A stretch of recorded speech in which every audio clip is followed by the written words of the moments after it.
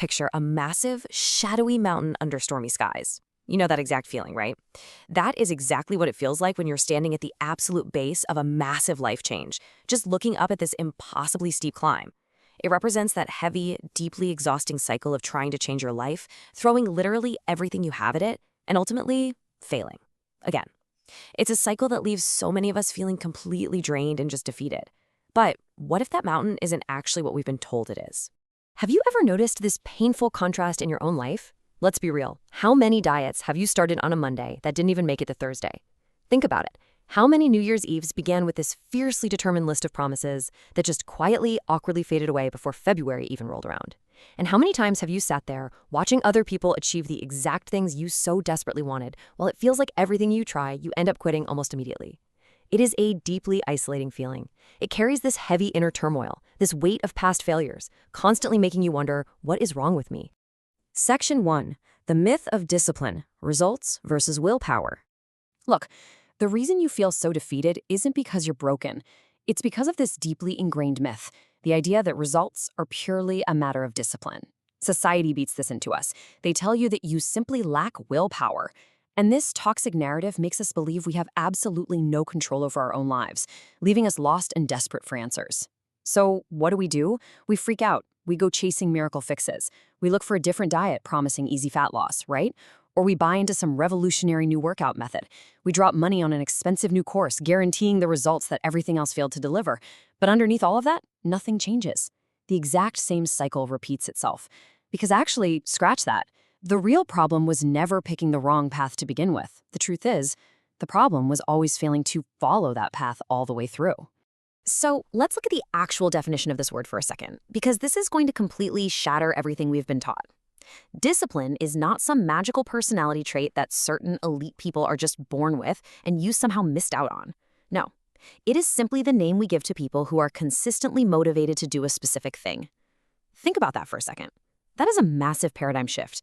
It takes discipline off this pedestal of moral superiority and brings it right back down to earth. It's not about being a better person, it's literally just about the mechanics of consistent motivation. Part 2. Your brain's internal scale and how decisions are actually made. To really understand this mechanical shift, I want you to picture a literal scale inside your head. Just imagine it sitting there in this quiet, cavernous space in your mind. Every single time you need to make a decision, even the absolute smallest one, your brain walks right up to the scale. On one side, it places every single reason to do the thing. On the other side, it piles up every single reason not to do it. And here is the unbending, unbreakable rule of this internal mechanism. The heavier side wins. Every time, always.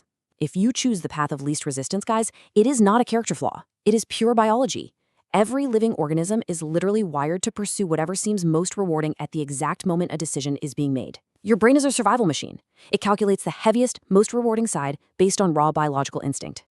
Okay, so what actually goes onto this scale? It is vastly more complex than just willpower. Let's say you're on a diet and someone offers you a giant slice of chocolate cake. On one side, your brain places your willpower, the long-term benefit of health, maybe the memory of feeling super sluggish after eating junk food. But on the other side, oh man, it piles on the intense energy cost of resisting, your accumulated stress from the day, your lack of sleep, your immediate biological hunger, and the effortless, immediate comfort of just giving in. When you give in, it's not because you have zero discipline. It's because the hunger, the stress, and the exhaustion physically weighed more on your brain's scale than your willpower did in that exact fleeting second. Part 3. Why wanting isn't enough. The harsh reality of desire. This brings us to a really hard, somewhat lonely truth. Wanting something just isn't enough. You might genuinely, deeply want to lose weight or study for a massive exam or build a business. But wanting is just one single factor sitting on that scale, and it is actively competing against other things you also want. You also want to rest. You also want immediate pleasure after a soul-crushing day. You also want relief from your anxiety.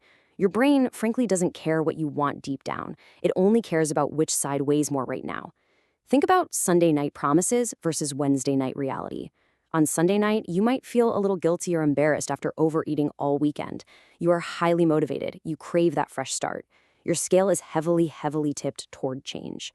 But by Wednesday night, you are exhausted. You are sleep deprived. You are incredibly stressed from work. That fierce-burning desire to change from Sunday has suddenly become a tiny, insignificant grain of sand next to Wednesday's overwhelming need for immediate comfort. Because here's the reality. The decision always happens in the present. Whatever beautiful, perfect master plan you decided on during a calm Sunday afternoon, yeah, that has already turned into a faint, distant memory by the time you're facing the chaotic reality of a Wednesday evening. The scale is recalibrated every single second based on your current physical and emotional state, not your past intentions. Part 4. Rigging the game. How to shape your environment. So if the heavier side always wins, then the people we view as highly disciplined aren't magical. They don't have supernatural willpower. They're just forging a different reality. They simply rigged the game. They shaped their own environment and circumstances so that the right side of the scale naturally weighs more when the moment of decision arrives. They aren't fighting the scale. They are actively putting weights on the side they want to win before the battle even starts. So how do you rig your own game? Well, here are 3 incredibly practical steps to clear that path. Step 1, identify the weights. Look at a behavior you absolutely hate repeating. What pushes you toward it? What's pulling you away? Step 2, reduce biological stress. Guys, this is huge. Fix your sleep and manage your hunger. Sleep deprivation and extreme hunger will tilt almost any scale in the wrong direction, totally bypassing all your logic. Step 3, shape your environment. Keep temptations physically far away from you when you are vulnerable, and make the good behaviors ridiculously easy to access. Part 5, becoming the architect. Recognizing that you are a product of your environment. As we zoom out on all of this, we arrive at a deeply reflective, almost philosophical truth. If every decision you have ever made was the result of this internal scale, a scale heavily shaped by the environment you grew up in, your past traumas, your current stresses, the people around you, then you are a product of your environment. Realizing this allows you to just breathe. It allows you to finally let go of that crushing self-judgment, and it allows you to look at others with intense empathy, realizing they are just reacting to the weights on their own scales. But listen, acknowledging that you are a product of your environment is absolutely not a free pass to give up. It is not an excuse to avoid changing. It is exactly the opposite. It is the very first real step toward no longer being a passive victim of your surroundings. Once you truly realize the environment controls the scale, you can become the architect of that environment. You can consciously intervene. So, the next time you try to change something and you stumble, I want you to stop. Just stop. Do not ask yourself, why don't I have any discipline? Instead, ask yourself this: what is weighing against me on my scale right now? And what can I change in my physical or mental environment to tip that scale back in my favor? You have the power to engineer your own success, literally one weight at a time. So go ahead, start building your new environment today.